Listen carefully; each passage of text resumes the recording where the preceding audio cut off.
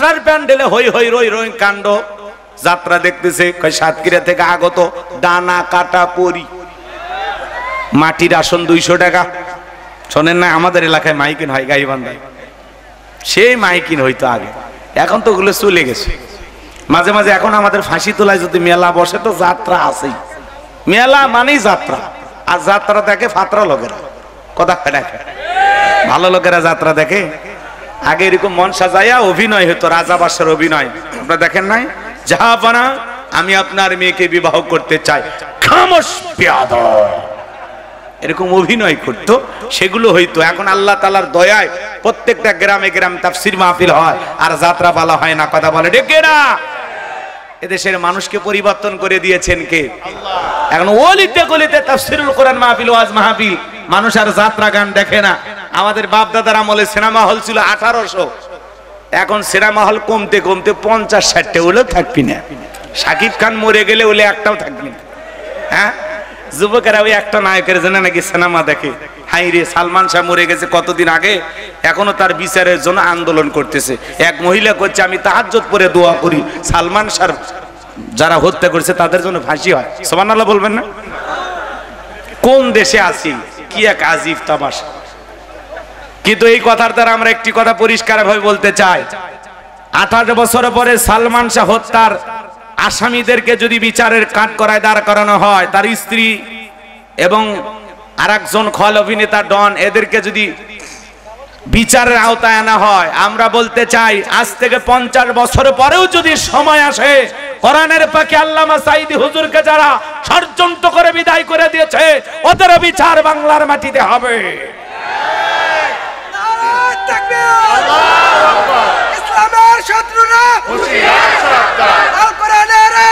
একটা নায়কের বিচার যদি এত বছর পরে হয়, আর আমরা কোরআনের পাখি আল্লামা সাঈদী হুজুরকে হারিয়েছি, কি সুন্দর মায়াবী হাসি দিয়ে উনি চলে গেলেন।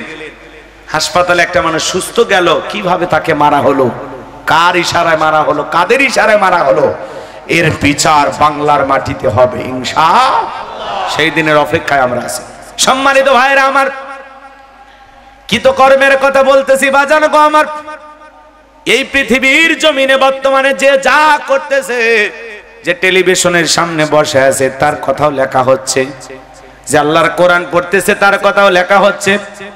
ভালো মানুষ ভালো কর্ম করতেছে, মন্দ মানুষেরা মন্দ কর্ম করতেছে। কুল্লু নাফসিন বিমা কাসাবাত রহিনা, প্রত্যেকটা ব্যক্তি তার নিষ্কৃত কর্মের কাছে আবদ্ধ, নিজের কৃত কর্মের কাছে দায়বদ্ধ। লম্বা হবে, লম্বা করার কোনো সুযোগ নাই। সংক্ষিপ্ত একটা উদাহরণ দিয়ে আপনাদেরকে বোঝানোর জন্য বলতে চাই, আপত্তি আছে কি ভাই? মনে করেন আপনাদের মসজিদের ইমাম সাহেব একজন গোপনে 50,000 টাকা দিয়ে বলে, হুজুর এই টাকাটা মসজিদের কাজে লাগাবেন। বলেন তো এই জায়গায় কি ফেরেশতারা নাই? দেখতেছে না, লিখতেছে না, ভিডিও হইতেছে না? বলা লাগবে, বলা লাগবে।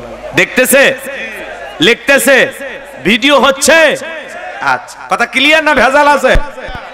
এখন ইমাম সাহেব যদি মনে করে ও বেচারা 50,000 টাকা দান করেছে মসজিদের উন্নয়ন কল্পে, যদি আমি এই টাকাটা নিজের মনে করে খরচ করি, বেতন তো ঠিক মতো দেয় না, মসজিদ বানায় কয়েক কোটি টাকা খরচ করে, আর ইমাম মুয়াজ্জিবের বেতন 1,500 টাকা, 2500 টাকা।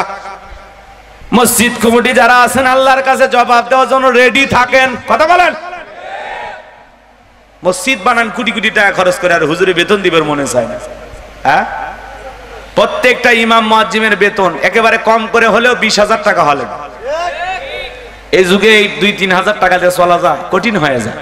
কিন্তু তারা মনের এই দুঃখটা কারো কাছে প্রকাশ করতে 3,000 টাকার মধ্যে আল্লাহ 30,000 টাকার বরকত দেয়, কথা বলেন ঠিক কি না?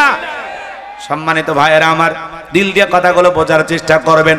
হুজুর যদি মসজিদের টাকাটা মসজিদের উন্নয়ন কল্পে খরচ করে, ফেরেশতারা সেইটাও লিখবে। আবার হুজুর যদি নিজের মনে করে নিজের অভাব মোচনের জন্য খরচ করে, আল্লাহর ফেরেশতারা বলবে অনেক কষ্টে ইমামতি করে, থাক এই 50,000 টাকার কথাটা তার জীবনের আমল নামার ডায়েরিতে লেখার দরকার নাই। তাই বলবে নাকি? হুজুর বলে কি ছাড় দেবে? হুজুর যদি 50,000 টাকা মসজিদের কাজে লাগায় সেইটাও লাগবে, নিজের মনে করে খরচ করলে লিখবে বাজান 50,000 দূরের কথা। মসজিদের দান বক্স থেকে 5 টাকা নিয়ে যায় কোন হুজুর যদি একটা পানের খিলি কিনা গায়, ওই 5 টাকার হিসাব একদিন দিতে হবে কার কাছে? মনে করেন আপনাদের এলাকায় একটা মাদ্রাসা আছে, মাদ্রাসার মুহতামিম হুজুর একজন একটা ছাগল নিয়ে যা বলে হুজুর ছাগলটা জবাই করে বাচ্চাদেরকে খাওয়ায় দেন। হুজুর ছাগল জবাই করার পরে দেখলো 14 কেজি গোস্ত। মনে করলো অনেকদিন বাড়িতে ভালো মন্দ গোস্ত পাঠাইতে পারি না, ওখান থেকে যদি 5 কেজি বাড়িতে পাঠাইয়া দেয়, ফেরেশতারা কি বলবে? অনেক কষ্টে মাদ্রাসাটা চালায়, 5 কেজি গোস্ত হুজুর মানুষ খাইছে, লেখার দরকার নাই। বলে লিখবে কিনা ভাই? আচ্ছা ওয়াজ বুঝানোর জন্য উদাহরণ দিচ্ছি ভাই, কথা বোঝা লাগবে তো, নাহলে তো বুঝবেন না। উনি যদি 5 কেজি গোস্ত বাড়িতে পাঠায়, ফেরেশতারা ওইটাও লিখবে।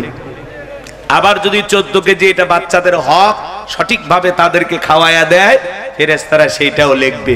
দেখবে লিখবে, দেখবে লিখবে। ভালো করে বুঝবেন, দিল দিয়ে কথাগুলো বোঝার চেষ্টা করবেন।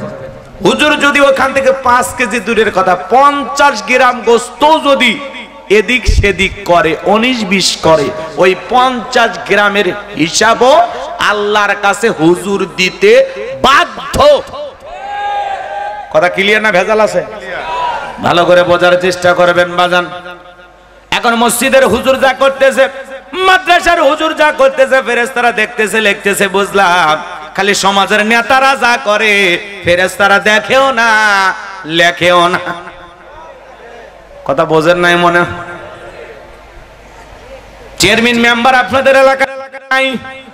মনে করেন বাজান আগে তো চাল 1000 বস্তা আসছে, আগে 500 বস্তা বিক্রি করে দেয়, আর 500 বস্তা নিয়ে আসছে। মানুষ যারা চাল পাবে তাদের কার্ডে লেখা আছে 50 কেজি মনে করেন, কিন্তু চেয়ারম্যান সাহেব মাপে দেওয়ার সময় 30 কেজি মাপে দিতেছে। জনগণ ডেকে বলতেছে ভাই 50 কেজি পাওয়ার কথা, 30 কেজি দিলেন, বাকি 20 কেজি গেল কোথায়? বলে বেশি কথা বলবি না, দল চালাতে গেলে এলে কিছু ক্যাডার ম্যাডার আছে, ছোটখাটো টুকু মাস্তান সাঙ্গ পাঙ্গ থাকে। উদাহরণ উদাহরণ মানে বুঝানোর জন্য। হ্যাঁ চাচা বোঝেন নাই মনে হয়, কথা বোঝেন নাই। নেতারা আশেপাশে চামচ টামচ থাকে না, চামচে চামচে।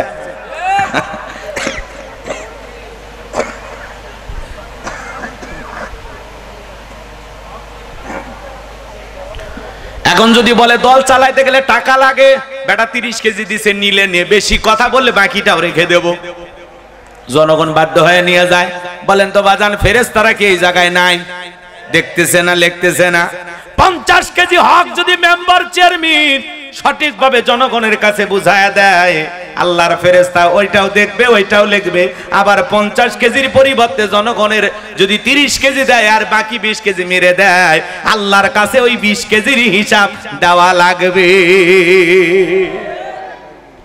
কথা কি বুঝতে পারছেন নাকি ভেজাল আছে? এজন্য কিয়ামতের ময়দানে অনেক নেতা ঢেউটিন সহ রড সহ যা যা মাইরা খাইছে, দুর্নীতি করে খাইছে, ওগুলো গলায় ঝুলে নিয়ে উঠবে, মানুষ দেখেই বুঝবে এই সেই নেতা। কথা বলেন না কেন? আর ওই সমস্ত গমচোর, ডালচোর, তেলচোর, বিকাশের টাকা চোর, ওই নেতাদের পিছনে আপনি স্লোগান দেন, বল্টু ভাইয়ের চরিত্র ফুলের মতো পবিত্র, নামাজ পড়া কক্ত, কাজা খাইবা শক্ত, গমচুরিতে পাকা ভক্ত, শয়তানের 1 নাম্বার ভক্ত, হুজুর যে জন্য খুবই শক্ত, চুষা খাই গরিবের রক্ত। পোস্টার লেখা আছে গরিবের বন্ধু, ভোট দিয়ে দেখেন গরিবের কয় নাম্বার শত্রু। একটা বয়স্ক ভাতার কার্ড নিবার গেলেও 2-1000 টাকা খায়।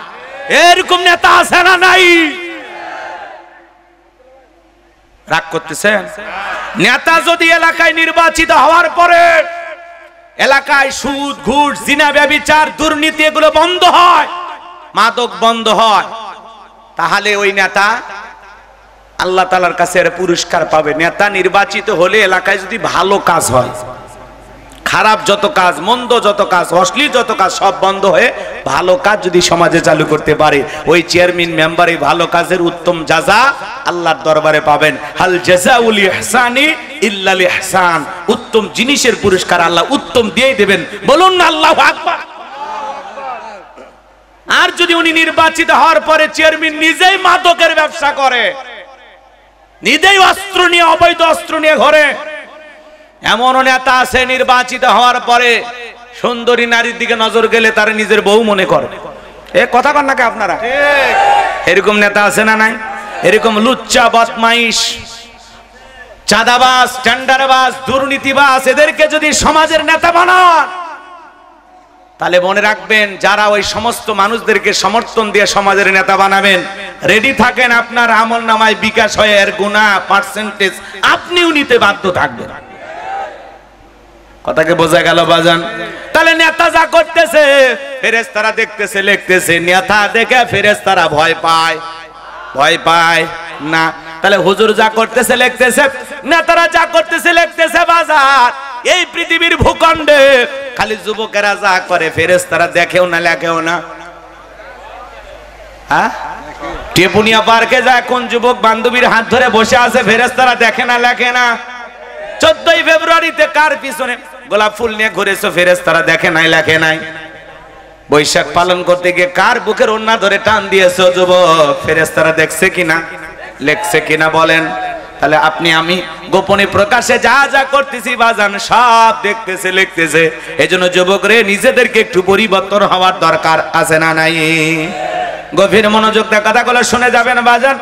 এ যুবক তোমাদের পা দুটা গাদা, আমি তোমাদের পা ধরে অনুরোধ করে বলে যাই, বিয়ের আগে কোন ধরনের অবৈধ প্রেম ভালোবাসা করা যাবে না। আজকে সমাজের বিয়েগুলো তো বিয়ের মতোই হচ্ছে না। কথা বলেন না কেন? কোরআন হাদিসের পদ্ধতির অনুসরণ করা হচ্ছে না। ছোট্ট একটা ঘটনা 2 মিনিটে আপনাদেরকে বলি। আল্লাহর একজন অনেক বড় ওলি ছিল, নাম হলো মহাবীর। আল্লাহর সেই বিখ্যাত ওলির নাম ছিল আমর বিন আস। 2 বছর ধরে পাত্রী খুঁজতেছেন, বিয়ে করবেন, মেয়ে মনের মতো পাইতেছে না। হঠাৎ করে এক বন্ধুর সাথে আসরের নামাজের পরে দেখা হয়ে গেল। বন্ধু ডেকে বলে, বন্ধু বিয়ে করছো নাকি? বলে না, করি নাই। 2টা বছর ধরে মনের মতো একটা পাত্রী খুঁজতেছি, বিয়ে করার জন্য পাইতেছি না। এইবার এই কথা শোনার পরে আমর বিন আসের বন্ধু ডেকে বলে, দোস্ত কেমন পাত্রী তোমার দরকার? আমর বিন আস ডেকে বলে, এমন একটা নারীকে আমি বিবাহ করতে চাই যে নারী পৃথিবীর জমিনে পর্দা করে চলে, কোরআন তেলাওয়াত করে, পর পুরুষের সামনে যায় না। এমন একটা নেককার বিবি দরকার যার পেট থেকে একটা নেককার সন্তান জন্ম হবে, আর তাকে আমি জামানার বড় আলেম বানাবো, জামানার বড় ইমাম বানাবো। এই কথা শোনার পরে আমর বিন আস তার বন্ধু ডেকে বলে, দোস্ত এই গ্রামে একটা মেয়ে আছে, আমার জানা মতে জন্মের পর থেকে সেই মেয়েটা তার মা বাবা সারা দুনিয়ার কারো চেহারা দেখে নাই, তাই নাকি? বলে হ্যাঁ। এইবার তথ্য নেওয়া হলো, ঘটনা বাস্তবে মিলে গেল। সত্যি মেয়েটা জন্মের পর থেকে মা বাবা সারা দুনিয়ার কোনো মানুষকে দেখে নাই। আমর বিন আস বিবাহ করলেন। বিবাহ করার পরে যখন বাসর ঘরে প্রবেশ করবেন, তাকায়া দেখেন তার প্রিয়তমা স্ত্রী বাসর ঘরে বসে নামাজ আদায় করতেছেন। বলেন আল্লাহু আকবার। হে যুবক, আমর বিন আস বিয়ে করেছেন, বাসর ঘরে বউ নামাজ পড়তেছে, তোমার আমার বাসর ঘরে কি নামাজ আছে? কথা বলেন না কেন? নামাজ তো দূরের কথা, খালি আছে সিনেমা হলের শুটিং, ভিডিও সেলফি। কথা কয় না কেন? বিয়ে করে বউরে নিয়ে সেলফি তুলে ক্লিক ফেসবুকে ছবি ছেড়ে দেয়, অমুক পাড়ার অমুক মেয়েকে বিবাহ করেছি, মহারানা। এদিক খেয়াল করেন, কাবিনের টাকা ধার্য করা হয়েছে 1 লাখ, নগদ 1000 টাকার নাকির ফুল। ছেলের নাম আবুল, বলেছে কবুল, জীবন পুরোটাই ভুল, সারা জীবন দিতে হবে এই ভুলের মাসুল। যে সমস্ত যুবকেরা নাকি রুমাল দিয়ে বিয়ে করতে যায়, বুঝে নেবেন এরা বইয়ের মহারানা আদায় করে নাই। কথা বলেন। মহারানা তো দেয় না, উল্টো আরো শ্বশুর বাড়ির থেকে জোর করে যৌতুক দাবি করে। আছে না? কাঁচা পায়খানা খাওয়া যেমন হারাম, কন্যা পক্ষের কাছ থেকে জোর করে যৌতুক দাবি করা তেমনি হারাম। এ যুবক, কেমনে যৌতুক দাবি করে শ্বশুর বাড়ির থেকে? ওই শ্বশুর শাশুড়িরা কত কষ্ট করে 16 বছর 18 বছর কলিজার টুকরা মেয়েটাকে লালন পালন করে তোমার মতো একটা অপরিচিত ছেলের হাতে তুলে দিল। দেখো না বিদায় বেলায় কত মা কান্না করে, কত বাবা কান্না করে। মানুষজন ডেকে বলে, চলেন জামাইয়ের হাতে মেয়েটাকে তুলে দেন। বলে না, আমি যাইতে পারবো না। মেয়েটার মা রান্না ঘরে কান্না করে, মেয়েটার মা রান্না করে কান্না করে। বাবা বাড়ির খুঁটি ধরে কান্না করে, মানুষ দেখে বলে চলেন ভাই জামাইয়ের হাতে মেয়েটাকে তুলে দেন, বলেন আমি পারবো না, হাউমাউ করে কান্নাকাটি করে। এই বাড়িকে বলে আপনারা যদি জামাইয়ের হাতে মেয়েকে না তুলে দেন, মানুষ মনে করবে জামাই আপনাদের পছন্দ হয় নাই। মা বাধ্য হয়ে চলে যায়, বাবা বাধ্য হয়ে চলে যায়, জামাইয়ের হাতে মেয়েটাকে তুলে দেয় আর বলে বাবা মেয়েটাকে কোনোদিন কটু কথা বলি নাই, আজকে আমাদের কলিজাটা ছিঁড়ে তোমার হাতে তুলে দিলাম, ছোট্ট মানুষ ভুল বেয়াদবি করলে মাফ করে দিও বাবা। কত কষ্ট করে বুকের নারী সিরা ধনটারে তোমার মতো একটা অপরিচিত যুবকের হাতে তুলে দিল। সেই শ্বশুর শাশুড়িকে যারা কষ্ট দিয়া যৌতুক দাবি করে, তাদের চাইতে ছোট লোক আল্লাহর জমিনে আর কেউ হতে পারে না। মেয়েটাকে লালন পালন করলো, কোনো উপকার তার থেকে নিতে পারলো না। তোমার সাথে বিয়ে হলো, সম্পূর্ণ উপকার এখন তুমি পাইবা। তোমার সন্তান পেটে ধারণ করবে, তুমি অসুস্থ হলে সেবা করবে, তোমার জন্য রান্না করবে, তোমার পোশাক পরিষ্কার করে দিবে, তোমার ঘর বাড়ি ঝাড়ু দিবে, তোমার সংসারের যাবতীয় কাজ ওই মেয়েটা করবে। তাহলে চিন্তা করো রে যুবক, এরকম একটা মেয়ে তোমাকে দিয়ে দিল, সেই শ্বশুর শাশুড়ির উপরে জুলুম করে যৌতুক নেওয়া যাবে না, কথা বলে। আবার অনেকে বিয়ে যখন করতে যায় শ্বশুর বাড়ির লোকজনকে বলে 300 লোক 500 লোক খাবে, আছে না নাই? জোর করে কন্যা পক্ষের উপরে খাইতে চাই, বলে এত লোকের রান্না করা লাগবে, না হলে আমরা বরযাত্রী আসবো না, আমরা অমুক বংশের লোক, এত বরযাত্রী যাওয়া লাগবে। এই ধরনের কথাবার্তা যারা বলে জোর করে কন্যা পক্ষের উপরে খাবার খাইতে চায়, এর চাইতে ভিক্ষা করে খাওয়া ভালো, কথা বলেন না কেন? যেই বিয়েতে যত খরচ কম সেই বিয়েতে তত বরকত বেশি, মারহাবা কর। কন্যা পক্ষের লোকজন যদি বলে বাবা 20 জন নিয়ে আসো, 20 জন লোক নিয়ে যাবেন, আপনি 500 ছাপায়া দেন কেন? আপনার এই 500 লোক খাওয়াইতে গিয়ে আর 14 গোষ্ঠী বিক্রি করা লাগে, এক কথা কন নাকি? আপনারা পাইছেন কোথায়? কে শিখায় আপনাদের এগুলো? আবার দেখবেন ওই 500 লোক বরযাত্রী হয়ে যারা যায়, এদের ভাব সাপ মশানি আলাদা। খাবার টেবিলে বসে বলে এই প্লেটে ময়লা কেন, পরিষ্কার করে, এমন ভাব সাপ নেই, কিন্তু বাড়ির ভ্যান চলায়। হ্যাঁ, আর বিয়ের বাড়ির যা মনে করছে যে ইঞ্জিনিয়ার ফেল, কথা কর না কেন?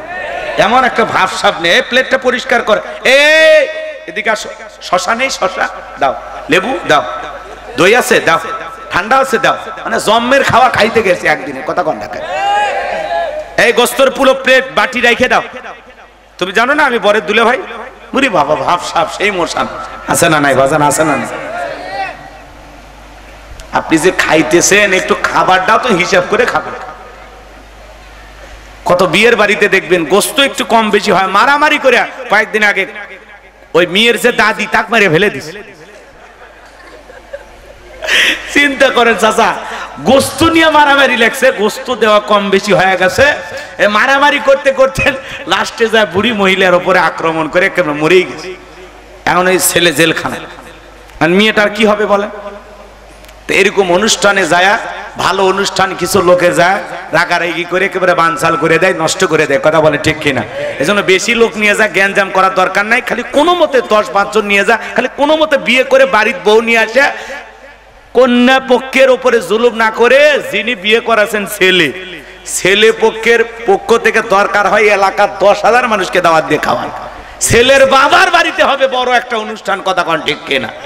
ছেলের বাবা হয় আপনি খাওয়ান, কয়জনকে খাওয়াবেন?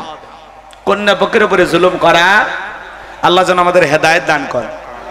এটা জোরে বলেন আমিন। যুবক শুনে যাও, আমর বিন আস তার স্ত্রী বাসর ঘরে নামাজ আদায় করে, আর তোমার বাসর ঘরে নামাজ আছে কি? আছে সেলফি আছে, ভিডিও আছে। আজকে বিয়ের অনুষ্ঠানগুলো তো বিয়ের অনুষ্ঠান নাই, মনে হয় ছোটখাটো সিনেমা হলে শুটিং চলতেছে, ছেলেরে গোসল করে দে তার ভিডিও আছে না নাই? আছে না নাই? আমি তো মনে করি যে ছেলেটা গোসল করার মতো শক্তি নেই, এ তো প্রতিবন্ধী, আর তো বিয়ে করা উচিত না, কথা বলে। সারা জীবন একাই গোসল করলে আর বিয়ের দিনে অন্য নারীরা গোসল করায় দেয়, এলাকার চাচি ভাবি নানি খালা এরা ধৈর্য ধরে গোসল করায় দেয়, কথা কন নাকি আপনারা?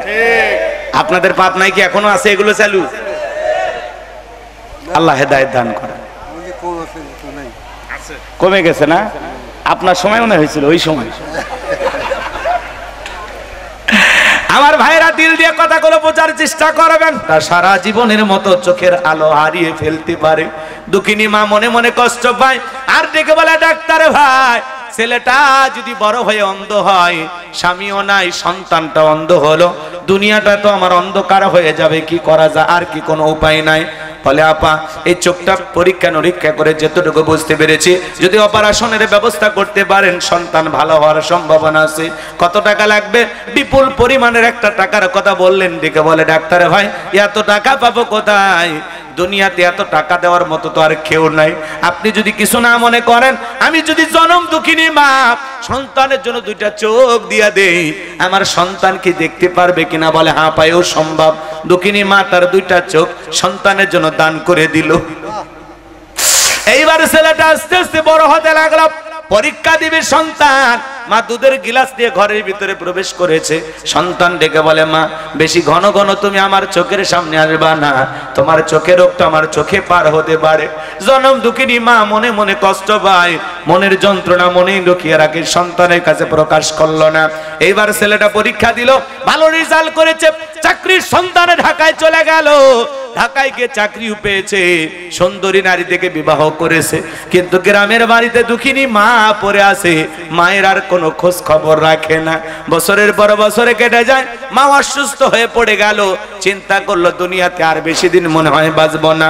যেই সন্তানের জন্য জীবনে এত কষ্ট করলাম, এত পরিশ্রম করলাম, মরণের আগে অন্তত একটা বার সেই ছেলের মুখটা দেখে আমি মরতে চাই।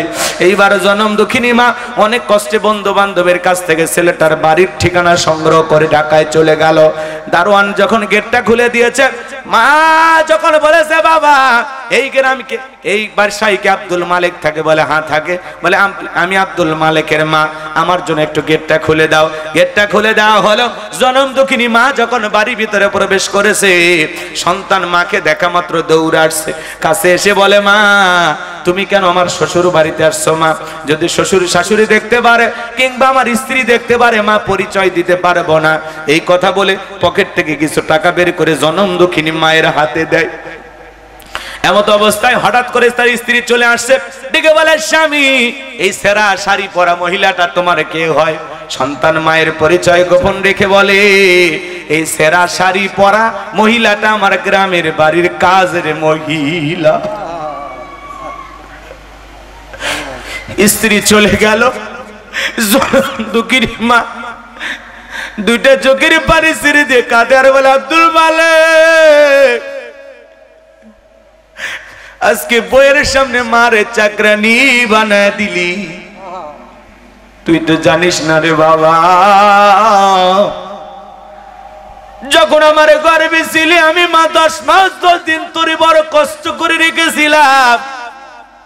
এ পাবনা সাথিয়ার যুবক একটা মা সন্তানকে পেটে নিয়ে কত কষ্ট করে। সন্তান যখন মায়ের পেটে আসে 3-4 মাস মা খাইতে পারে না, মার খাবারের রুচি নষ্ট হয়ে যায়। আস্তে আস্তে সন্তান যখন বড় হয় গোস্তের টুকরাই পরিণত হয়ে যায়। তুমি আমি মায়ের গর্ভে ছিলাম, বর্তমান পৃথিবীর ডাক্তারেরা গবেষণা করে বের করেছে বাজার, আপনি আমি মায়ের গর্ভে ছিলাম এই জায়গাটা মাত্র 10 ইঞ্চি। সন্তানের বয়স যখন 7 মাস 1 দিন হয়, পুরো 10 ইঞ্চি জায়গাটা কভার হয়ে যায়। সন্তানের থাকার মতো আর অবস্থা থাকে না, পুরোটা জায়গা 10 ইঞ্চি সন্তানটা পুরোটাই নিয়ে নেয়। আল্লাহ তাআলা তখন কি করেন জানেন? মায়ের কলিজার সাথে সন্তানের দুটা পা লাগায়া দেয়। সন্তান 1 ইঞ্চি বড় হলে মার কলিজাটা 1 ইঞ্চি উপরে উঠে যায়। সন্তান 2 ইঞ্চি বড় হলে মায়ের কলিজাটা 2 ইঞ্চি বড় হয়। যত সন্তান লম্বা হবে বড় হবে মার কলিজাটা তত উপরে উঠে, মার কষ্টটা তত বাড়ে। আবার ভাইরা যেই সন্তান মায়ের গর্ভে থাকা অবস্থায় আমি হুজুর আপনি কম নাড়াচাড়া করে, মায়ের পেটে কম নাড়াচাড়া করে, ওই সন্তানটা মায়ের গর্ভে থাকা অবস্থায় 4500 বার মায়ের কলিজায় লাথি মারে। সন্তান জন্মের যখন সময় চলে আসে, দুঃখিনী মা গভীর নিশীতে স্বামীর দুটা পা জড়ায় কান্দে। মায়ের চোখের পানি যখন বাবার পাকে স্পর্শ করে, বাবা ঘুম থেকে উঠে দেখে বলে, বিবি এত রাতের বেলায় কেন কান্না করো, কি হয়েছে তোমার? ডেকে বলে, স্বামী কত মহিলা সন্তান জন্ম দিদিকে মারা যায়, আমি যদি মারা যাই আপনি আমাকে মাফ করে দেন গো স্বামী, বেঁচে থাকলে আবারও দেখা হবে, দীর্ঘদিন আপনার সংসার করলাম, ভুল বেয়াদবি মাফ করে দেন, এই নেন সংসারের চাবি বুঝাইয়া দিলাম। দুঃখিনী মা সন্তানের জন্ম দেওয়ার সময় বাবার কাছ থেকে বিদায় নিয়ে যখন দায় মারে করে চলে যায়, প্রসবের যাতনায় মা দাঁত মুখ কামড়ায়। কি যে কষ্ট, কি যে যাতনা, দুনিয়ার মা ছাড়া কেউ বুঝবে না। নবীর এক সাহাবী মাকে কাঁধে করে না খানায় কাবা তওয়াফ করতেছি, আল্লাহ রাসূল জিজ্ঞাসা করে, সাহাবী তোমার কাঁধে কে? বলে, হুজুর আমার মা। নবী বলে, সাহাবী বড় ভালো কাজ করতেছো। সাহাবী ডেকে বলে, হুজুর আমি যে আমার মাকে কাঁধে করে না খানায় কাবা তওয়াফ করলাম, আমি কি আমার মায়ের হক আদায় করতে পেরেছি? নবী আমার ডেকে বলে, সাহাবী আল্লাহ পাক যদি তোমাকে কিয়ামত পর্যন্ত হায়াত দেয়, আর তুমি যদি তোমার মাকে কাঁধে করে না খানায় কাবা তওয়াফ করো, তোমার মা তোমাকে জন্ম দেওয়ার সময় প্রসবের যাতনায় আ শব্দ করেছিল, ওই একটা আ শব্দের হক দুনিয়ার কোনো সন্তান আদায় করতে পারবে না। আমার ভাইরা, সন্তান যেদিন দুনিয়ার জমিনে ভূমিষ্ঠ হবে, ওই দিন সন্তান মাকে 3টা বড় জোরে লাথি মারে। প্রথম যখন লাঠি মারে, মায়ের পেটে থাকা যে কভার গুলো থাকে এটা ছিদ্র হয়ে যায়, পর্দা গুলো ফেটে যায়। দ্বিতীয়বার যখন লাথি মারে, এত জোরে লাথি মারে মার শরীর থেকে রক্ত ঝরা শুরু হয়ে যায়। একটা সন্তান ডেলিভারি করতে গিয়ে মা 1.25 কেজির মতো রক্ত শরীর থেকে ঢেলে ফেলে দেয়। চিন্তা করেন বাজার, কত মা সন্তানকে জন্ম দিতে গিয়ে জ্ঞান হারায় ফেলে, কিছুক্ষণ পরে যখন হুঁশ ফিরে পায়, ডেকে বলে, কই আমার সোনা মানিক, আমার খুলে দাও। মা সন্তানকে দেখা মাত্রই গর্ভে রাখার কষ্ট, প্রসবের যাতনা, সন্তান কিছুক্ষণ আগে যা লাথি মারলো সব যন্ত্রণা মা সন্তানের চেহারাটা দেখা মাত্রই ভুলে যায়। বলুন সুবহানাল্লাহ। সন্তানকে দেখা মাত্রই মায়ের সব কষ্ট আল্লাহ দূর করে দেয়। আল্লাহু আকবার, আল্লাহু আকবার। আমার ভাইয়েরা, আব্দুল মালিকের মা চোখের পানি ছিঁড়ে কাঁদে আর বলে, বাবা 10 মাস 10 দিন গর্ভে ঠাই দিলাম, যখন তুই অসুস্থ থাকতি সারা রাত জায়গা জায়গা তোর সেবা করতাম, এখন মাঝে মাঝে অসুস্থ হইতিস রে বাবা। আমি মা তাহাজ্জুদের যাই নামাজে কাঁদতাম আর আল্লাহকে বলতাম, আল্লাহ আমার হায়াত নিয়া হলেও আমার সন্তানকে তুমি বাঁচাইয়া রাখো। আজকে বইয়ের সামনে মাকে চাকরানি বানায় দিলে। এ আব্দুল মালিক, তুই আমারে টাকা দিতে চাস? আমি মা তোর কাছে টাকার জন্য আসি নাই, আমি আসছি তোর সোনা মুখটা একবার দেখার জন্য। আমি মনে হয় দুনিয়াতে বেশি দিন বাঁচবো না বাবা, এই জন্য তোর মুখটা দেখার জন্য আসছিলাম। দেখার স্বাদ মুটে গেছে, আর কোনোদিন সন্তানের দাবি নিয়ে আমি তোর দুয়ারে আসবো না। এই কথা বলে জনম দুঃখিনী মা সন্তানের দেওয়া টাকাগুলো ফেরত দিয়ে বলে, বাবা তোর টাকা তুই পকেটে রাখ, আমি মা আর কোনোদিন তোর দুয়ারে আসবো না। মা চোখের পানি ফেলতে ফেলতে বাড়িতে চলে গেলেন। অসুস্থ অবস্থায় বিনা চিকিৎসায় আব্দুল মালিকের মা মারা গেলেন। এবার এলাকাবাসী তাকে দাফন করলেন। কিছুদিন পরে চাকরির প্রমোশনে, চাকরির কারণে আব্দুল মালিক যখন নিজের এলাকায় গেছেন, হঠাৎ করে অফিসের কাজ শেষে মায়ের কথা মনে পড়ছে। এইবার আব্দুল মালিক রাতের বেলায় মার দুয়ারে ডাক দেয়, মা দরজা খুলে দাও। মায়ের বসবাসের খাঁচাটা পড়ে আছে, কিন্তু খাঁচায় থাকা মা নামের পাখিটা উড়াল দিয়েছে। বারবার ডাক দেয়, মা দরজা খোলো। পাশের বাড়ির চাষির ঘুম ভেঙে গেছে, ডেকে বলে, কে বা তুমি এত রাত্রিতে দুয়ারে? মা মা বলে ডাকো। বলে, চাষি আমার চেনেন না? আমি আব্দুল মালিক, আমার মা কোথায়? চাষি চোখের পানি ছেড়ে দেখা দেয়, আর বলে, আব্দুল মালিক আসলি যখন বাবা, এত দেরি করে কেন আসলি? তোর মা তো কয়েকদিন আগে অন্ধকার কবরে চলে গেছে। ছেলেটা হাউমাউ করে কাঁদে আর বলে, চাষি কি বলেন, আমার মা বেঁচে নাই? বলে, না না বাবা, তোর মা বেঁচে নাই। আব্দুল মালিক বলে, চাষি দেখায় দেন না আমার কবরটা কোথায়?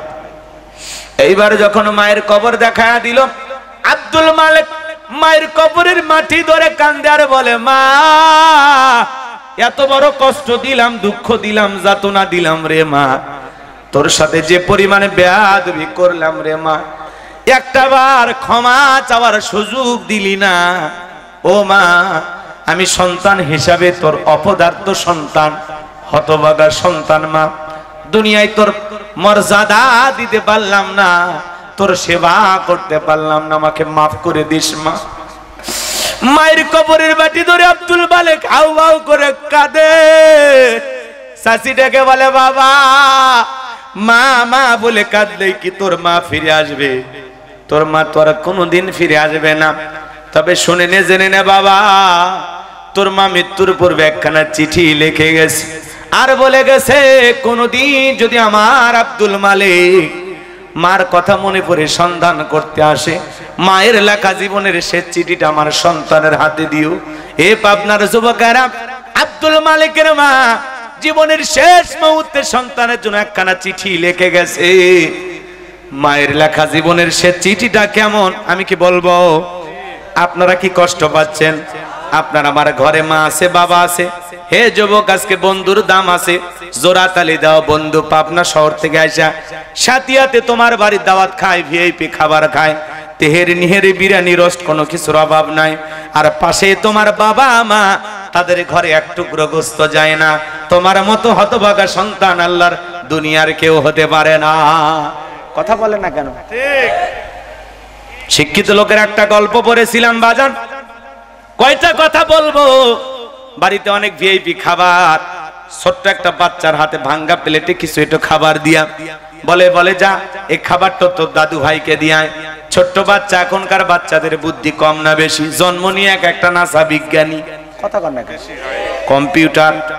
কয় আব্বা এই ভাঙা প্লেটে দাদুরে খাইতে দিতেছেন, আমরা তো ভালো খাইলাম, দাদুর জন্য একটু খাবার, কারণটা কি? বলে তোর দাদুর বয়স হয়ে গেছে, এই খাবারে চলবে যা। ছোট্ট বাচ্চা ডেকে বলে আব্বা ঠিক আছে, এই প্লেটটা আমি যত্ন করে রেখে দেব, দাদুর মতো যখন আপনার বয়স হবে এই প্লেটে করে আমিও আপনাকে খাইতে দেব। শিক্ষিত মানুষ বিবেকের দরজায় ধাক্কা লাগছে, ভাঙ্গা প্লেটের খাবার ফেলে দিয়ে বলে বাবা কলেজ বিশ্ববিদ্যালয়ে যা শিখতে পারি না, আজকে তোর কাছে সেই শিক্ষা নিলাম। এই কথা বলে সন্তানকে বুকে জড়ায় নিলেন, আর বাবাকে যে স্টোররুমে রেখে দিয়েছে সেখান থেকে নিয়ে যা 3 তলা বিল্ডিং এর উপরে তুললেন। বাবারে গোসল করা দিলেন, নতুন জামা পরা দিলেন, তোর যত্ন করতে লাগলেন। বিবি আয়েশা বলে কি ব্যাপার? বৃদ্ধ মানুষটাকে আবার উপরে তুললেন, কারণটা কি? বলে বেশি কথা বলবি না, আজ থেকে আমরা যা খাবো বাবা তাই খাবে, আমরা যা পরবো বাপ তাই পরবে, বাবার সাথে বেয়াদবি করা যাবে না। যদি আমার বাবার সাথে করিস বাড়াবাড়ি 1 2 3 পাঠায়া দেব তোরে বাপের বাড়ি। কথা বলেন না কেন? এজন্য যুবক, বিয়ে করলে পাগল হওয়া যাবে না। বইয়ের ভালোবাসা বইয়ের কাছে, মা বাবার ভালোবাসা মা বাবার কাছে। কথা বলে না কেন? কাউকে বেশি প্রাধান্য দিদিকে কাউকে অবহেলা করা যাবে না। আপনার বউ বাড়িতে আসার পরে আপনার ভবিষ্যৎ চিন্তা নিয়ে ব্যস্ত হয়ে যায়। তোমার কি সব দায়িত্ব? তার কি আর ছেলে মেয়ে নাই? তোমার মা বাবাকে দেখার আর মানুষ নাই, সব দায়িত্ব তোমাকে পালন করা লাগবে। কি হইছে? আমরা কি এবারে চুক্তি নিছি নাকি? কথা কয় না কেন? ঠিক। আপনারা এইবার বুঝাই, আমাদের ছেলে মেয়ে হবে না, ভবিষ্যৎ না, এইভাবে টাকা উড়াইলে কয়দিন? যে মা বোনেরা শুনতেছেন, মা শুনে যান, জেনে যান। এই পৃথিবীর জমিনে কোন সন্তান যদি তার মা বাবার জন্য খরচ করে তার সম্পদ কমে না, তার সম্পদ আল্লাহ বাড়াইয়া দেয়। পিতা মাতার জন্য, রক্তের ভাই বোন আত্মীয় স্বজনের জন্য যদি কেউ টাকা খরচ করে আল্লাহ তাআলা তার সম্পদ বাড়াইয়া দেয়। সুবহানাল্লাহ বলবেন না? শুধু কি তাই, তার হায়াত আল্লাহ বৃদ্ধি করে দেয়। আল্লাহু আকবার বলেন। এজন্য যে সমস্ত মা বোনেরা আপনার পিতা মাতা ভাই বোনের জন্য খরচ করতে দিতে চায় না, তার মানে আপনার বউ চায় আপনি তাড়াতাড়ি মারা যান আর আপনি গরিব হন। কারণ খরচ করলে বড় লোক, খরচ না করলে গরিব হয়ে যাবে। তা করে কষ্ট মনের মধ্যে নেবেন না বাজান। অনেক মা বোন আছে তাদের মা বাবার জন্য খরচ করলে, মানে শ্বশুর শাশুড়ির জন্য আপনি যা ইচ্ছে খরচ করেন আপনার বউ খুশি হবে। কথা কয় না? করবা না কেন? তুমি তো বড় জামাই। আমার মা বাবা কত প্রশংসা করে তোমার। কথা কয় না কেন? আর আপনার ভাই বোনের জন্য যদি আপনার মা বাবার জন্য খরচ করেন, এটা আপনার বউ সহ্য করতে পারে না। এই জন্য আজকে আমরা দাম্পত্য জীবনে অনেক দিক দিয়ে অশান্তি। আমরা মা বোন যারা আছেন, আমাদের মা বোন যারা শুনতেছেন, মা শাশুড়িকে যদি নিজের মা মনে করতে পারেন, শ্বশুরটাকে যদি নিজের বাবার মতো ভালোবাসতে পারেন, বিশ্বাস করেন সংসারে বউ শাশুড়ির যুদ্ধ থাকবে না। কথা বলে ঠিক কিনা? প্রত্যেকটা শাশুড়ি যদি ছেলের বউটাকে নিজের মেয়ের মতো ভালোবাসে তাহলে সংসারে এই বউ শাশুড়ির দ্বন্দ্ব থাকবে না। কথা বলে না কেন? আর যুবক তোমরা যারা বিয়ে করছো, মনে রাখবা বউয়ের ভালোবাসা বউয়ের কাছে, মায়ের ভালোবাসা মায়ের কাছে। একটু ব্যালেন্স করে চলতে হবে। বউ যতই বুঝা বাবা মার জন্য খরচ করবে না, খালি শুনবেন। আপনার বউ যা বলবে খালি শুনবেন, কিন্তু তলে তলে আপনার যে দায়িত্ব আপনি পালন করেই যাবেন। কথা কয় না কেন? আপনার বউয়ের কাছে কথা দেওয়ার দরকার নাই যে খরচ করবো না, আপনি বলতেছে আপনি খালি শুনবেন। আপনার বউ বলতে বলতে রাগান্বিত হয়ে বলে তোমারে যে এত বলি তোমার কানে ঢোকে না, এটা মানুষ নাকি? আপনার বউ যেন রাগান্বিত হয়ে আপনাকে বলদ মার্কা স্বামী মনে করে। কারণ বউয়ের কাছে বলদ হওয়া ভালো। কথা কয় না কেন? যত বোকা শোকা হবেন বউ যেন মনে করে যে পৃথিবীর সবচেয়ে বোকা স্বামী তার। কথা কয় না কেন? কিন্তু আপনি যে কত বড় শিয়ানা, কত বড় চালাক, এটা বাহিরের মানুষ বুঝলেই হবে। ঘরের বউয়ের বোঝার কোনো দরকার নাই। কথা বলে না কেন? বউয়ের সাথে বোকা সাজবেন। বোকা মানে আপনি একটা আলা ভোলা পুরুষ, কিচ্ছু বোঝেন না। কথাকে বুঝাইতে পারলাম? তাহলে দেখবেন শান্তি পাবেন। রাগ করতেছেন? আর যুবক তোমাদেরকে বলে যায়, শোনো শোনো, পরিবর্তন হয়ে যাও। তুমি যদি তোমার মা বাবার সেবা করো, খেদমত করো, ভালো রাখো, তোমার সন্তান তোমাকে ভালো রাখবে। মনে রাখবা পৃথিবীতে নিঃস্বার্থ ভালোবাসা দেয় দুইজন মানুষ, তার নাম হলো মা আর বাবা। তাদের ভালোবাসার মধ্যে কোনো স্বার্থ থাকে? স্ত্রী ভালোবাসে স্বার্থের কারণে। শ্বশুর বাড়িতে প্রবেশ করবা, শাশুড়ি তাকায় দেখবে জামাইয়ের হাতে মিষ্টি টোকলা টোকলা আছে নেই, ফল ফুটা আছে কিনা। কথা বলেন। আমি হুজুর একবার দই নিয়ে গেছিলাম, আমার শাশুড়ি মাঝে মাঝে এখনো বলে বাবা ওই দোকানের দইটা খুবই ভালো ছিল। তার মানে কি? আরো নিয়ে আসো। কথা কন। আর জীবনে কোনোদিন মা বাবা সন্তানকে বলে না বাবা ওইটা খাবো ওইটা খাবো। আপনার চেহারার দিকে তাকায় বলে বাবা কেন জানি মুখটা শুকনা শুকনা লাগতেছে, ঠিক মতো খাওয়া দাওয়া করো না। আহা কি দরদি, কি দরদি মা। আপনি রাতের 1টা 2টা 3টার দিকে যায়, প্রথমে একটা ডাক দেন মা বইলে, দরজা আপনার মা খুলে দেবে। কথা বলে না? তো বিবিকে ডাক দেন, মোবাইল দেন, আধা ঘন্টা দরজা দাঁড়িয়ে থাকেন, তারপরে দরজা খুলবে আর বলবে আমার ঘুমে ডিস্টার্ব করার জন্য এত রাতে আসছে। কথা কয় না? এই হলো বিবির ভালোবাসা। এজন্য যুবক বউকে পায়া মাকে ভুলে যায় না। তোমার লালন পালন করতে গিয়ে মা বাবা অনেক কষ্ট করেছে। আমার মা বাবার ঋণ কখনো শোধ করতে পারবো না। কথা বলে ঠিক কি না? রক্তে ভাসিয়া যাতনাই কাঁদিয়া আনলে মাগো আনলে মাগো আমায় এই দুনিয়ায়, তোমার ঋণ আমি কি দিয়ে শোধাই মাগো, তোমার ঋণ আমি কি দিয়ে শোধাই।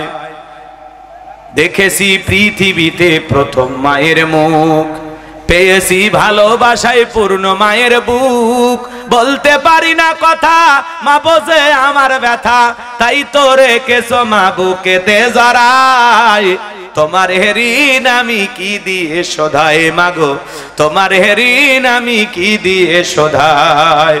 কখনো গভীর রাতে উঠলে আমি কেঁদে বুকে মা শক্ত করে রাখতো আমায় বেঁধে। তোমার এই দুধের দাম কে দেবে প্রতিদান, তোমার এই দুধের দাম কে দেবে প্রতিদান, এই দুনিয়ায় মাগো আজ মেলে নাই, তোমার ঋণ আমি কি দিয়ে শোধাই মাগো, তোমার ঋণ আমি কি দিয়ে শোধাই। জোরে কোন মারহাবা। বিদেশে সন্তানের যদি বিপদ হয়, দুঃখিনী মায়ের অন্তর কবু কান্দা কয়, কোথায় আছো মাওলাই আমার, খুলে দাও দয়ার দুয়ার, আদরের মানিক আমি বুকে ফিরে চাই, তোমার ঋণ আমি কি দিয়ে শোধাই মাগো, তোমার ঋণ আমি কি দিয়ে শোধাই। জোরে কোন মারহাবা। কোন কোন সন্তান আছেন, যুবক আছেন, ভাই হাত অনুরোধ করি মা বাবার সাথে খারাপ ব্যবহার করবা না, পিতা মাতার খেদমত করে মা বাবার দোয়া নিয়ে কারা কারা জান্নাতে যেতে চান, দুই হাত তুলে আল্লাহকে দেখান। আল্লাহ আমাদের সবাইকে পিতা মাতার খেদমতকারী সন্তান হিসেবে কবুল করুন। জোরে বলুন আমিন। আর একটু জোরে বলেন আমিন। এই ভাই, আমি হুজুর এই পানিতে ফু দিলাম, কাজ করতে পারে নাও করতে পারে, কিন্তু আপনার মা বাবা যদি ফু দেয় কাজ করবে। বন্দুকের গুলি মিস হতে পারে, কিন্তু মা বাবার দোয়া সন্তানের জন্য কখনো মিস হয় না। আল্লাহু আকবার বলেন। কত বড় নিয়ামত আল্লাহ আপনার ঘরে দিচ্ছে আপনি জানেন না। আপনি সেই মা বাবার রেখে পীর খোঁজেন। এই পৃথিবীতে সন্তানদের জন্য সবচাইতে বড় পীর হলো তার মা বাবা। আপনার আমার জীবনের সবচাইতে শ্রদ্ধা সম্মান পাওয়ার একমাত্র মানুষ হলো মা বাবা। কথা বলে। আর সেই মা বাবাকে তুই তাকারি করে, বাজে বাবাই খারাপ ব্যবহার করে, চোখ রাঙানি দেখায়, কুলাঙ্গার কুলাঙ্গার। কথা বলেন। অকুল্লাহুমা কওলান কারীমা, সম্মান সূচক আচরণ করো, নম্র ভদ্র বিনয়ী হয়ে কথা বলো।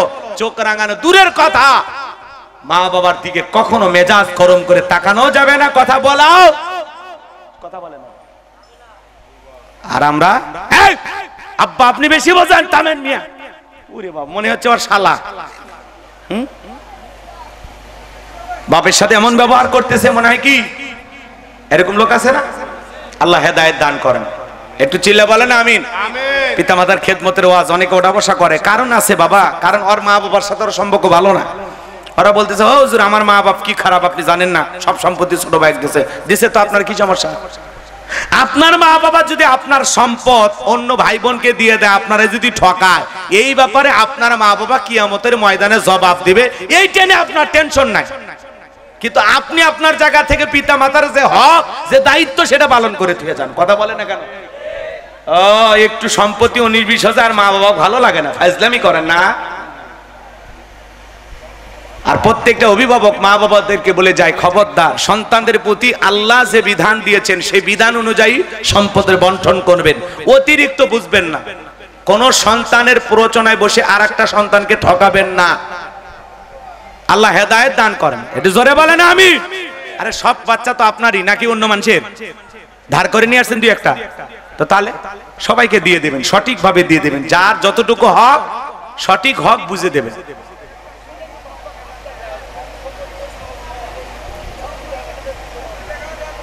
ও চাচা কথা বুঝে নেই।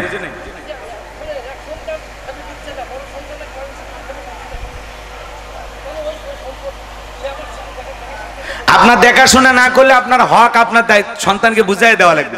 আবার আপনার দেখাশোনা যে সন্তানটা করলো না, সেই ব্যাপারে সে আল্লাহর কাছে জবাব দেবে। কথা কি বোঝা গেল? উনি বলতেছে আমার একটা ছেলে দেখাশোনা করে, আর একটা ছেলে দেখাশোনা করে না, তাহলে যে দেখাশোনা করে তারে সম্পদ দেব, যে দেখাশোনা করে তারে দেব না। না, এটা করা যাবে না। ঠিক আছে? আপনার যেটা হক সেটা আপনি বুঝে দেবেন। অবশ্যই ওই সন্তানটা আপনাকে কেন দেখতে পারতেছে না, কারণ আপনার এক সন্তানের প্রতি মায়া দয়া বেশি, আর এক সন্তানকে আপনি দেখভাল করতেছেন না। এই জন্য সে হয়তো রাগান্বিত হয়ে এরকম করতেছে। আবার ওর হক যদি ওরা বুঝাইয়া দেন, বলা যায় না ও নিজে পরিবর্তন হবে। এই আমি মা বাবাকে তো এতদিন ভুল বুঝছি, আমার মা বাবা তো ভালোই, আমার হক তো আমারে বুঝাইয়া দিল, দেখবেন আবার নতুন করে আদর করা শুরু করবে। ঠিক আছে তো? ইনশাআল্লাহ আল্লাহ কবুল করেন। জোরে বলেন আমিন। আমার ভাইয়েরা, তাহলে মায়ের দোয়ার কারণে একটা কসাই যদি নবী মুসার সাথে জান্নাতে যায়, সেই মা বাবার দোয়া নেব তো ইনশাআল্লাহ। আপনি যত বড় পৃথিবীতে প্রতিষ্ঠিত হতে চান, মা বাবার দোয়া ছাড়া জীবনে কোনোদিন বড় হতে পারবেন না। অভাবনাটনে পড়েছেন, মা বাবার কাছে দোয়া নেন। অসুস্থ হয়েছেন, মা বাবার কাছে দোয়া নেন।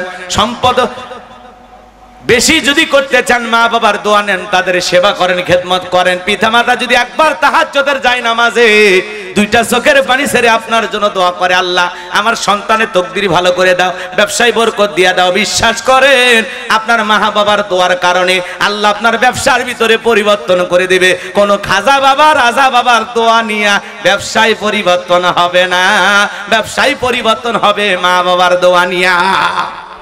ভাগ্য খুলবে কার দোয়া নিয়ে? মা বাবার দোয়া নিয়ে। মা বাবার দোয়া নেব তো ইনশাআল্লাহ।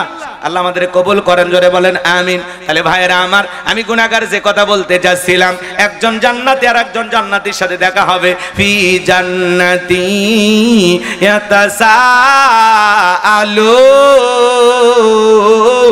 ইয়াতাসাআলুন। একজন জান্নাতি আর একজন জান্নাতীর সাথে পরস্পরে জিজ্ঞাসাবাদ করবে, একজন আর একজনের সাথে আলাপচারিতা করবে। জান্নাতের বাগানে বসে তারা গল্পে লিপ্ত হয়ে যাবে। গল্প করতে করতে জান্নাতীদের দৃষ্টি চলে যাবে নিচের দিকে, আর তারা নিচের দিকে তাকায় দেখবে জাহান্নামের আগুন দাউ দাউ করে জ্বলতেছে। ভয়ঙ্কর জাহান্নামের আগুন দাউ দাউ করে জ্বলতেছে। এ বাজার, দুনিয়ার আগুনের চাইতে ওই জাহান্নামের আগুনের পাওয়ার হলো 70 গুণ বেশি। জাহান্নাম বড় কঠিন জায়গা। ইন্নাহা সাআত মুস্তাকাররান ওয়া মুকামা। নিশ্চয়ই আবাসিক তল হিসাবে, বসতির জায়গা হিসাবে জাহান্নাম কতটা নিকৃষ্টতম একটা স্থান। জাহান্নাম সুখের জায়গা না, ওইটা হলো যন্ত্রণার কারখানা। ওই জাহান্নামের আগুনে যারা জ্বলবে, একবার যদি কারো দেখে জাহান্নামের আগুন লেগে যায়, কলিজাটা পুরো ছাই হয়ে যাবে। জাহান্নামের আগুনের যন্ত্রণা সহ্য করার শক্তি কারো হবে না বাজার। ওই জান্নাতীরা যখন তাকায়া দেখবে জাহান্নামের আগুনে তারা দাউ দাউ করে জ্বলতেছে, তখন তারা বলবেন আনিল মুজরিমিন। জান্নাতীরা তখন অপরাধী সম্পর্কে জিজ্ঞাসা করবে, আনিল মুজরিমিন, হে অপরাধীরা, মা সালাকাকুম ফি সাকর, কোন অপরাধে এই সাকর নামক জাহান্নামের আগুনে জ্বলতেছো? সাকর একটি জাহান্নামের নাম, লাজা হুতমা হাবিয়া সাইর, এগুলো হলো জাহান্নামের নাম। আমার ভাইয়েরা, ওই জাহান্নামের আগুনে যারা জ্বলবে তাদেরকে জান্নাতীরা প্রশ্ন করবে, আনিল মুজরিমিন, হে অপরাধীরা, মা সালাকাকুম ফি সাকর, কোন অপরাধে এই সাকর নামক জাহান্নামের আগুনে জ্বলতেছো? দুনিয়ার জীবনে কি এমন অপরাধ করেছো যেই অপরাধের কারণে এই সাকর নামক জাহান্নামের আগুনে জ্বলতেছো? ওই জাহান্নামের আগুনে যারা জ্বলবে, চেহারাটা পুরো কয়লার মতো কালো হয়ে গেছে, তাদের মধ্য থেকে একদল দাঁড়ায় বলবে, এই জাহান্নামে আসার পিছনে আমাদের অপরাধ আছে 4টি। সরে বলেন কয়? 4টি অপরাধের কারণে আমরা এই সাকর নামক জাহান্নামের আগুনে জ্বলতেছে। এ তরুণ যুবক, আজ তো দুনিয়া পেয়ে তুমি পাগল হয়ে গেছো, মোবাইলের পিছনে পাগল হয়ে গেছো, অনলাইনে জুয়া খেলা পাগল হয়ে গেছো। ওয়াজ নসিহত ভালো লাগে না, আলেমদের উপদেশ ভালো লাগে না, ওয়াজের মজা তোমার কাছে মজা লাগে না। আজকে গান বাজনা, অশ্লীলতা, উলঙ্গপানা, বেহাপানা নিয়ে পাগল হয়ে গেছো, জাহান্নামের দিকে দৌড়াইতেছো। আজকে মানুষের হাতে হাতে মোবাইল, এই মোবাইলের ওজন কম, কিন্তু মোবাইলের মাধ্যমে পাপের ওজনটা অনেক বেশি। কথা বল, পাপের পাল্লাটা অনেক বেশি। এই মোবাইলের কারণে আজকে ছেলে মেয়ে পাগল পারা হয়ে গেছে। বর্তমান সমাজে মানুষের সবচাইতে অপচয় সময় নষ্ট হচ্ছে এই মোবাইলে। কথা বলেন, আপনাদের এলাকায় নাই মোবাইল? হাতে হাতে মোবাইল দিয়েছেন বাজান। এই মোবাইলের কারণে তরুণ তরুণীকে আর কন্ট্রোল করা যাচ্ছে না, যুবক যুবতী নষ্ট হয়ে যাচ্ছে, চরিত্র শেষ হয়ে যাচ্ছে। কথা বলে, কথা বলেন।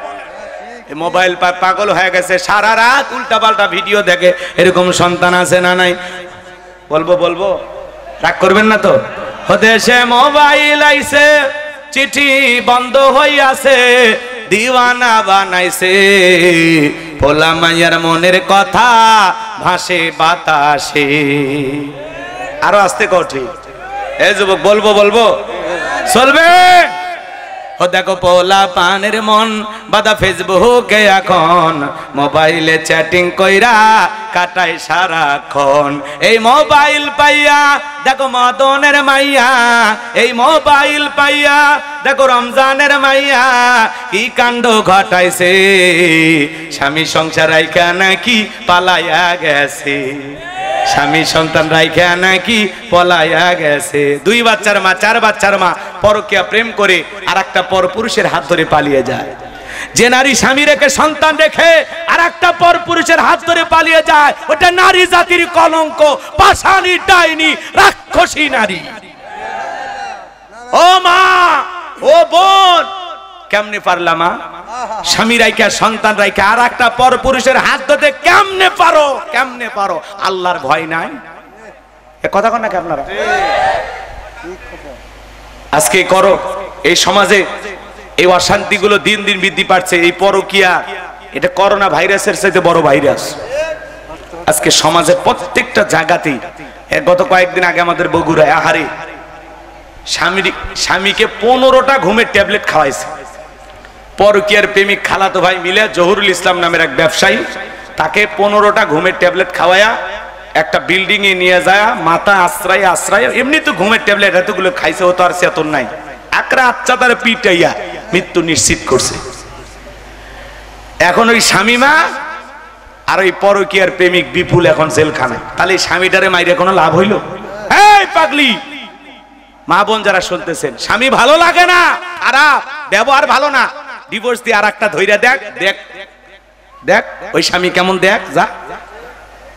মারিস না, মারিস না, মাইরে ভালাইলে আর একটা স্বামী ধরতে পারবি না, জেলখানায় যাওয়া লাগবে। কথা বলে ঠিক না? আজকে বইয়ের সাথে ঘুমানো রিক্স, কোনটাতে কি খাওয়ায় না খাওয়ায় আল্লাহ জানে। এক কথা কয় না কে?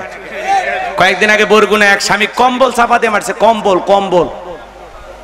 চিন্তা করছে